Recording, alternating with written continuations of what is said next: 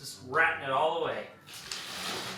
Well, you guys did it. You complained enough and they listened. BigBattery finally has some UL certified lithium iron phosphate batteries and inverters. And guess what? You can use it in California.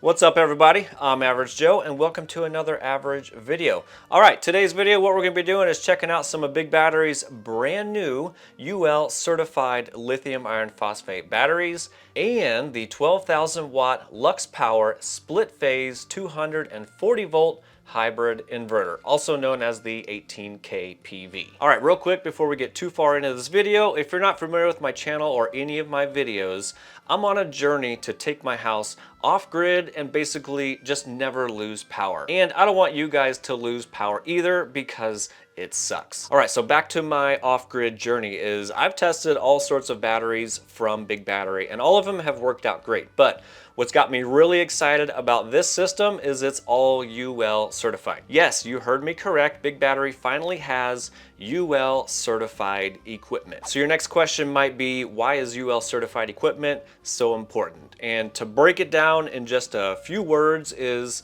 it's safe, you can get it permitted, and you can legally connect it to your home, residence, or business. I don't know if that's a third or a fourth. And finally, you can install it indoors or outdoors because it's IP65 rated. Basically, that means it's dust proof and water nozzle or water hose proof. However, if you don't care about any of that stuff because you're doing off-grid stuff and I don't care about rules or anything like that, UL certifications are basically a bonus. So not only is this a professional system, it is a professional system that is DIY friendly or average Joe friendly, which is probably most of you guys watching the video right now. Alrighty, enough of that. Let's go take a closer look at the inverter.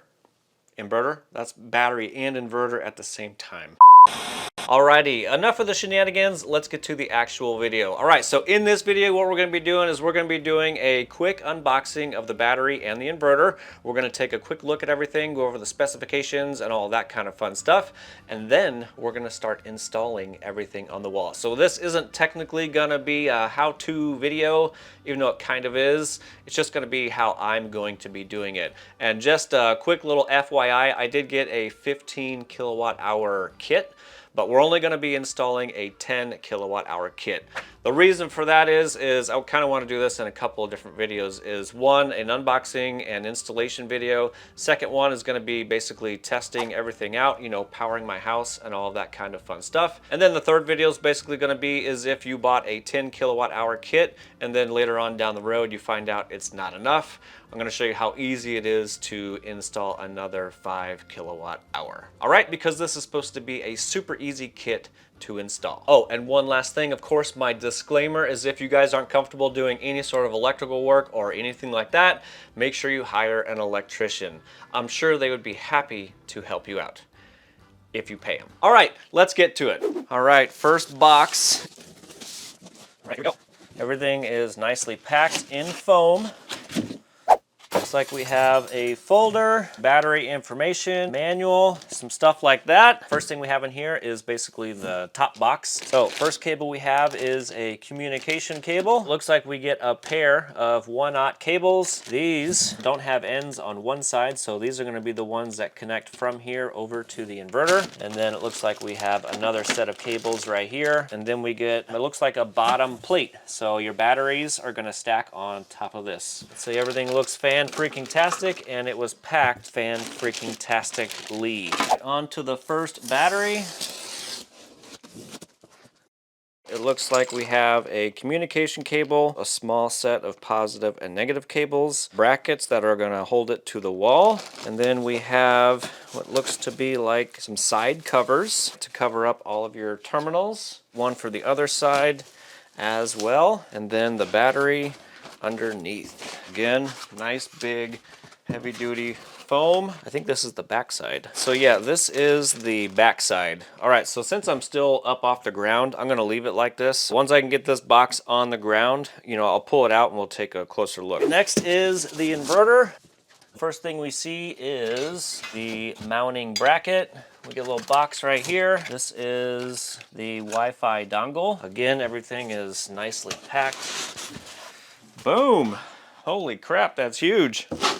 That's what she said. Alrighty, there we go. We got one huge LuxPower 12,000 watt 18 kPV hybrid inverter. Looks like we have a manual up here, some knockout covers, hardware to mount everything up. Got another box back here. Oh, the CTs. All right, so these are your CT clamps. This is what kind of meters everything, how much power you're pulling or pushing back to the grid.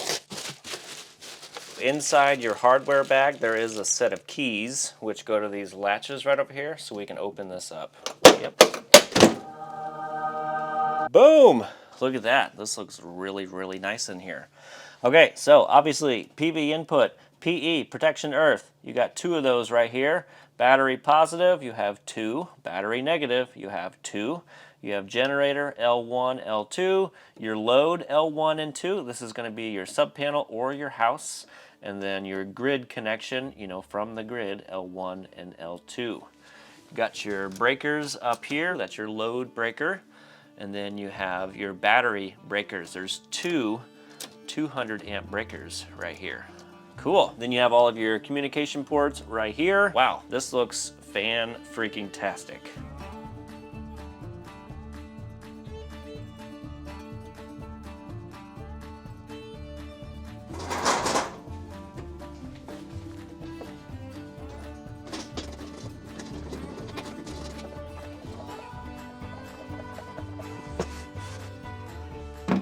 All right, so what we're looking at here is the Ethos battery system powered by BigBattery. We have a box right here, which is called the controller unit, and then we have the battery right back here, which we'll take a look at in just a second. So anyway, this box right here, like I just said, it is a controller box. In a nutshell, what happens is all the batteries are going to parallel and combine to this box over here on the right side. And then on the left side, you're going to exit out and then go over to the inverter. Right over here, we have a little tiny screen, which I believe is going to give you some basic battery information, you know, like your voltage, your capacity, how many batteries you have connected, and then the protocol that you're using to connect up to your inverter. And another little note for this is it doesn't only communicate with the LuxPower inverter. I guess there's quite a few different protocols built in here that you can select based on the inverter that you might already have. So that's pretty cool. On the right side of the controller unit, we have a nadir circuit breaker underneath an IP67 cover right here. So we can open that up and take a look. There you go. Nadir 125 amp double pole circuit breaker. You got your on and off locations. Right below that, we have two positives, two negatives. These two right here are basically going to connect to the battery right below. And then these two right here are going to connect to the very, very bottom battery in your stack. And I kind of want to pull these off. So I've never had any batteries with these type of connections. So here's one of the battery cables. Like I said, I've never seen these before or used these before. Wow, that's really, really nice. I like that. And you can't pull it back off unless you push that release button right there. Cool, I'm excited to use these. All right, let me close this up and we'll take a look at the other side. Alrighty, on the other side, we have a QR code in the center. Basically, if you scan that, that's just gonna bring you to the BigBattery website to give you all the information on the Ethos system. We have two positives and two negatives. This is so you can run two cables over to the inverter. That's where you would hook them up right here. And then right below here on the bottom, we have a battery and inverter communication port, and that's basically underneath these caps right here. You basically just plug in the batteries and the inverter through an Ethernet cable. All right, and then right below that, we also have a ground screw. And then on the very, very bottom, there is some indentations. This is basically like alignment pins for whenever you set this on top of the batteries. The last thing, which would be the little side cover. This basically covers all of your wiring and stuff on this side, and these just kind of slide or pop into place. There's some little slots right on the edge right over here, which are gonna go onto the standoffs right here. And all you basically do is line everything up, and then boom, there you go. That's it. That covers up all of your wiring. All right, that's pretty much everything on the controller unit. So now we'll move on to the battery. All right, so here's the 48 volt DC lithium iron phosphate Ethos battery. These are stackable battery modules, and each battery module is 100 amp hour or 5 kilowatt hour each. We will turn to the right side of the battery. Alrighty, so on the right side of the battery up here on the top, we have our nameplate or sticker with all of our battery information. I do have some tape over here covering up my serial numbers because I always forget to do that. Anyway, starting up here, we got 51.2 volts DC nominal. Like I said, it is 100 amp hour or 5 kilowatt hour. We have some temperature ranges, and then, oh yeah, if I didn't mention it, these are IP65. The cool thing is you can install this outside, no problem. Everything is sealed up. Alrighty, and then the weight is 120 pounds, so they're not light. We have 2 battery positives, 2 battery negatives. Again, these are so you can daisy chain all of your batteries together. Right in the middle, we have a Nader 125 amp circuit breaker, again, underneath the IP67 cover right here. And then the last thing right here is going to be the side cover, again, which covers all of your wires. And to install this, you're going to have to remove this upper screw right here, and then install this and then put the screw back on. And then on the left side, we have quite a few things going on here. We have a ground screw on top and bottom. We have a Comm 1, Comm 2, that's for all of your battery communication. Then under Comm 1, we've got an LED status indicator, power on and off switch. And then finally, underneath this cover right here, which I will remove, we have some dip switches and a reset button. Whenever we get to the battery installation, we're going to be basically assigning each battery a location through these dip switches underneath here. All right, I think that's pretty much it, other than the 2 alignment pins like I mentioned earlier on the bottom of the controller unit. It has the indentations that basically aligns everything up whenever you stack it together. All right, the next thing I wanted to show you some of the wiring that you get with these. So these are 1/aught cables. You're gonna get a couple different sizes. You got a short pair, you have like a medium pair, and then there's a longer pair, which are down here on the table. The shorter ones are basically gonna go from the controller unit down to your first battery, and I'm just gonna install 1 wire for the example. Boom, done. The medium set of wires is going to go from the bottom battery to the next battery below it, which I can't really show you here, but that's basically what happens is you just daisy chain all the batteries and the controller unit together. That's pretty much it. And then if you want to see the other side for the Ethernet and communication and all that kind of stuff, it is basically the same thing. You're going to remove the cap right here from the first battery, and then up on the controller unit it also says battery. You're going to remove that cap, and then you're going to take the supplied Ethernet cable, you're going to put that in the correct direction. You're going to tighten down the cap right here and then line it up with the first battery or the next battery below it, and that is literally it. Boom and done. Super easy. It's the same thing for the inverter communication. You're going to use the supplied Ethernet cable. You're going to take off the cap here, put on the Ethernet cable, and run the other side to the inverter. And actually the same thing with the battery cables. You're going to use the supplied 1/aught cable, the ones without any other connections on there. You're going to pop it on here and run it straight to the inverter. This is going to be a super easy install. Alrighty, there you go. There's all the information for the Ethos system. The next part of the video, if I didn't mention it, is obviously we're going to be taking down a lot of my older equipment. Not that there's anything wrong with it, but we're just going to be updating it with some newer equipment. All right, so once all of my old equipment is down, the new plan is going to be I'm going to put the Ethos batteries on this wall right here, and then I'm going to put the inverter on this wall right over here. All right, next part of the video is probably going to be in a time lapse, so I don't waste too much of your time, but basically what I'm going to do is start removing all of my old equipment, and then I'm going to move the AC input and output wires from this wall to this wall over here, and probably move some solar panel wires, etc. All right, so let's get to it.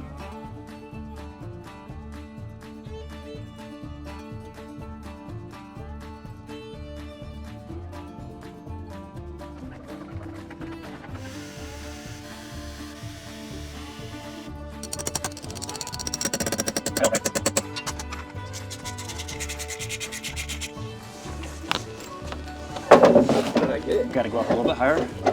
Maybe I got to come my way. There we go, set it down. There we go, that's it.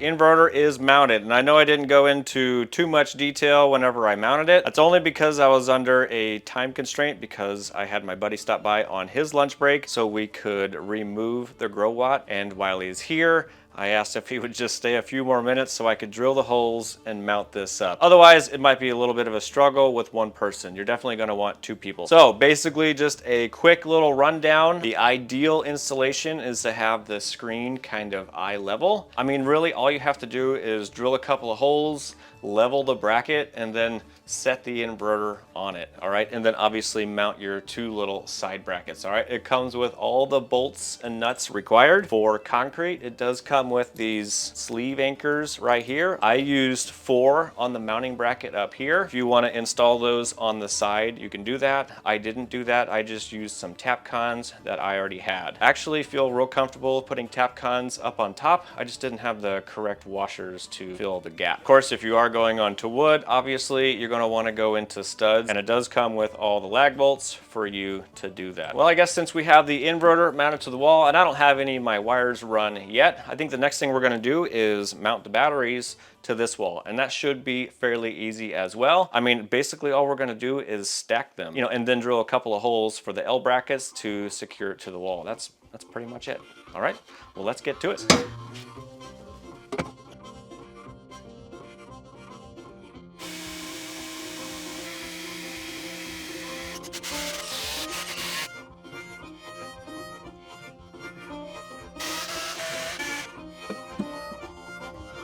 Easy peasy. Moving right along. Last thing we're doing is installing the combiner box. Alrighty, the next thing we're going to do is start wiring everything up, and these are going to be all the cables that you need for the 10 kilowatt hour kit. Alright, so we're going to need 2 data cables. We're going to need 2 short battery cables. These are going to be the ones that connect from the controller unit down to the first battery. And depending on whenever you get your kit, it might actually be updated with 2 medium-sized cables. So just use those 2 in place of these 2 short cables right here. Okay, the next 2 cables you're going to need are the battery cables that connect one battery to the other. And then finally, you're going to need the longer set right here. And this is going to go from the very bottom battery all the way up to the controller unit. So we can daisy chain everything together. All right, first thing we're going to do is start with the data cables. And all we need to do is plug the data cable into battery 1 right up here and battery 2 right down here. Just drop it into place, pop it in, and tighten them down. And then the last data cable is going to go from battery 1 up to the controller unit up here. So make sure you go into the one that says battery right over here. Also, while we're over here, we're going to assign each battery an identification number, and we're going to do that through these dip switches right here. So in the manual, it's going to tell you which dip switch to put up or down based on how many batteries you have. Since this is the battery closest to the controller unit, this is going to be battery number 1. So we're going to take the 4th dip switch and put that one down. All right, so this is going to be battery number 1. And then battery 2, we're going to go over to the 3rd dip switch and bring that one down. Alrighty, now on to the fun part with the really cool battery cables. So we're going to start with the shortest ones first, and those are going to go from the controller right here to the first battery. Then we're going to take the medium set, go from battery 1 down to battery 2, and then we're going to take the longest set, which is going to go up to the controller unit right here, all the way down to the bottom battery. Here we go.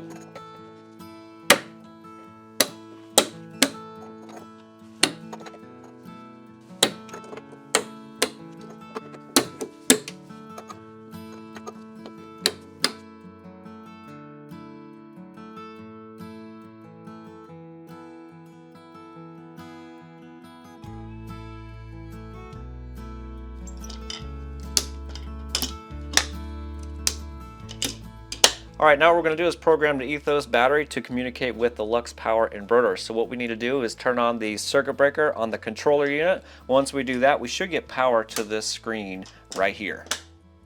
All right, now that the screen is on, we have some basic battery information. Looks like we have the date and the time, and I'm pretty sure those will sync once we connect it up to the LuxPower inverter and we're connected to the internet. But anyway, it looks like we have 33% state of charge. Our battery capacity is 200, so our IDs are correct on the batteries.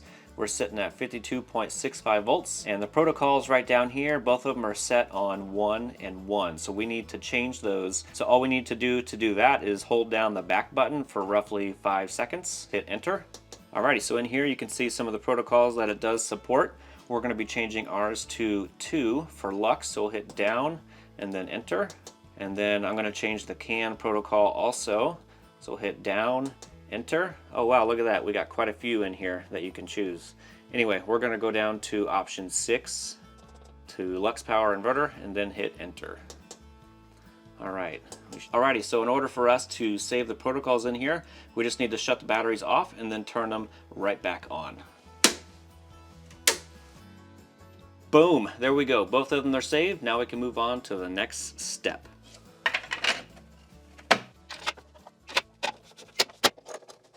Alrighty, next part of the video, we're going to be doing all the conduit and all the AC and DC wiring. And I understand there's a million different ways that you can install conduit and run your wires. I'm not going to go into super detail whenever I'm installing it, at least putting it up on the wall. However, I will go into a little bit more detail when we actually make the final connections. Alright, so for my rough idea of how everything is going to be installed is I'm going to have my AC wires in some PVC conduit over here. That's going to come down and then route directly into the bottom of the inverter.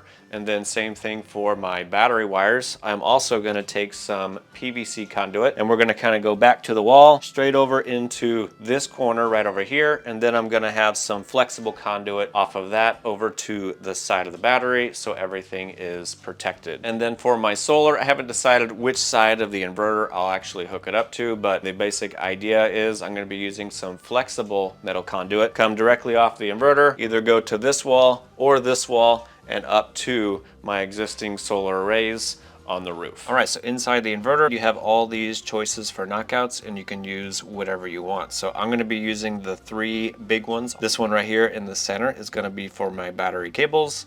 Next one over will be for the sub panel. And then finally, the one on the right is gonna be the one that is supplying the inverter from the grid. And since these holes are so big, my battery cable one, I'm gonna be going from a 2-inch down to a 1.5-inch PVC reducer.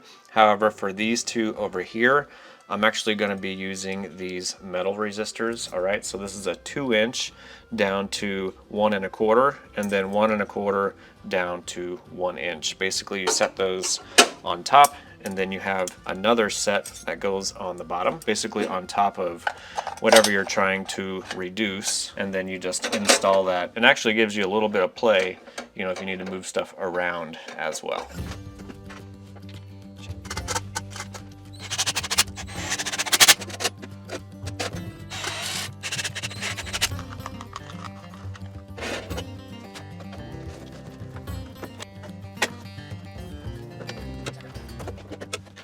All right, we're getting ready to do some of the AC wiring, and if I didn't mention it earlier, everything in here is clearly marked. All right, so PV input is right over here.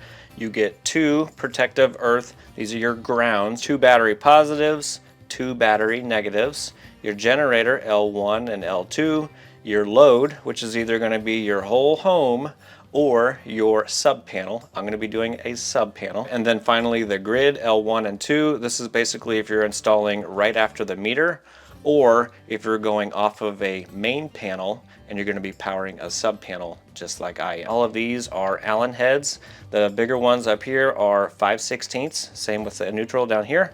And then these ones are 3/16. And then one thing you also want to keep in mind is the colors that are over there in your main panel. You want to match those up over here. So my L1 is red, okay? So I just have to keep that in mind whenever I install this, because that's going to play a role whenever we install our CT clamps. All right, so just make a note of that whenever you wire these up. All right, so there is some torque specs. Everybody should follow those, all right? And it's kind of based on the cross section of your wire or how big your wire is. So a smaller wire is 5 Newton meters and bigger wire is 9 to 18 Newton meters. All right, you'll just have to figure that out based on the torque wrench that you have. All right, first wires we're gonna do is our grounds.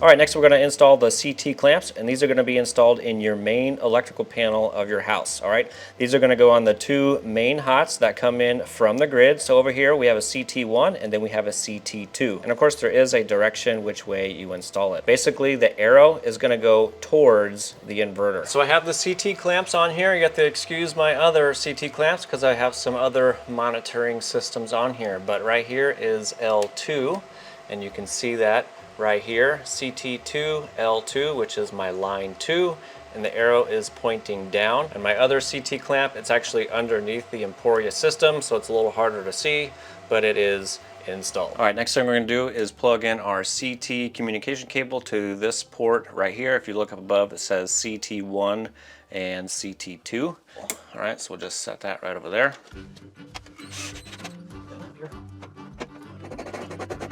So I came up with this contraption right here, okay? So this is the cover that goes right here, all right? I drilled 2 holes in there so I could go into flexible conduit. It isn't very flexible when it's this short, but that's what I went with. Same thing, I drilled some holes in the cover, the side cover for the battery, so I can put that on there and then put it in place.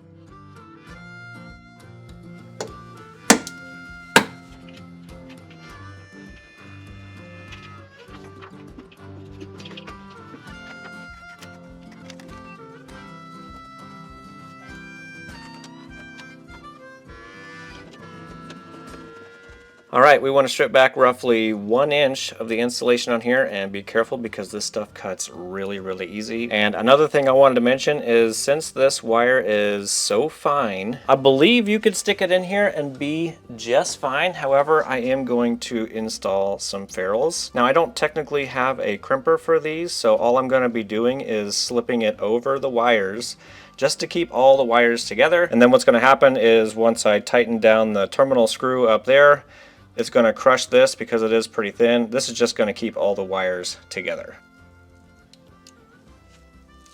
All right, look at that cable. Look how beautiful that is. Wow. Anyway, you could stick it in there like that and I believe you'd be just fine, but for me, I'm going to stick it in this ferrule right here.